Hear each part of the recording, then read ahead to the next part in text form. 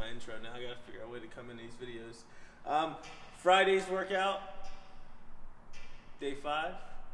Got a little push-pull action. We're going to bench press and pull-ups for those who have the equipment. I don't recommend doing the clean from the floor onto the bench to do your bench press, so I shouldn't have put that idea in anyone's mind. Don't do that. Use dumbbells if that's the case. But the workout we have is 5 total rounds. We're going to go with 6 to 8 bench press, as heavy as possible. So when we're looking at the bench press, we're going to build. We're going to do a 3-second eccentric portion. So on the way down, that's the only tempo you're going to worry about. So I'll show you guys the bench press. Just key points to worry about. Shoulder blades back. Line the bench up from the front of the J-hooks. I know a lot of you guys probably don't have a spotter, unless you do, but you don't want to hit the bottom of the J-hooks and cause yourself to mess up and then the bench collapses on you. So from the front of the J-hooks, feet into the ground, butt squeeze the bench, shoulder blade squeeze the bench. We're off, and we're doing 3 seconds eccentric. So we're at 1, 2, 3, and then drive up, and for 6 to 8 reps. So there, you're gonna build up as heavy as possible. As soon as you finish each set of bench press, you're gonna immediately go into 1 minute of max pull-ups. So you don't have to do it straight through. It's just a 1 minute clock. You can rest, shake it out, back up to your pull-up bar for 1 minute. So you'll have your weight that you're doing for your bench press. You'll have your total amount of pull-ups that you did for your score. I set it up like this because I assume that's what most of you have.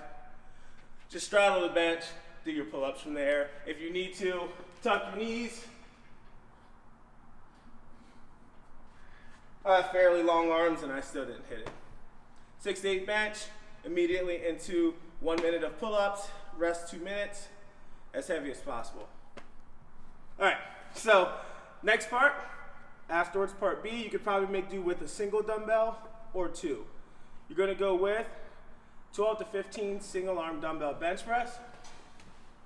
So same concept, shoulder blades back, except now you're on a single arm. So you gotta make sure you have your core engaged so you're not rocking side to side here. So single arm bench, I don't know what to do with this hand. I usually put it out, 12 to 15, 12 to 15. If you heard that, that was my elbow. After you finish that, so the single arm bench are for reps, 12 to 15. The 1 arm row is going to be for time. So you're going to go 45 seconds of max single arm row. So get nice and set up, flat back. Remember, you want to lead with your scap first pretty much. So scap, up and row. So for 45 seconds, you're just going to go max reps here. Rest for 15 seconds. And take it over to the other arm. You're going to do that for 3 rounds, so rest 2 minutes, restart, rest 2 minutes, restart.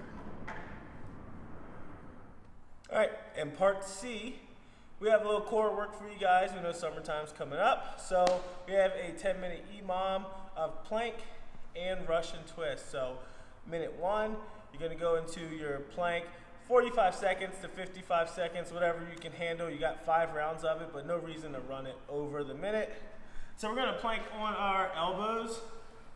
We're gonna pull the floor down, squeeze our butt, flex our quads, and still try to maintain that hollow position there in our plank.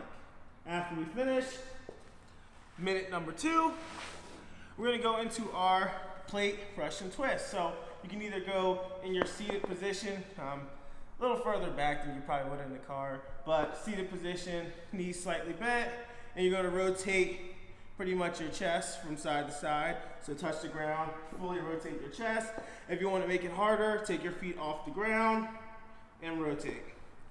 So about 45 seconds of each exercise in the 1 minute window, 5 of each. So 10 minutes, minute 1 is going to be your plank, minute 2 is your Russian twist, back and forth, done.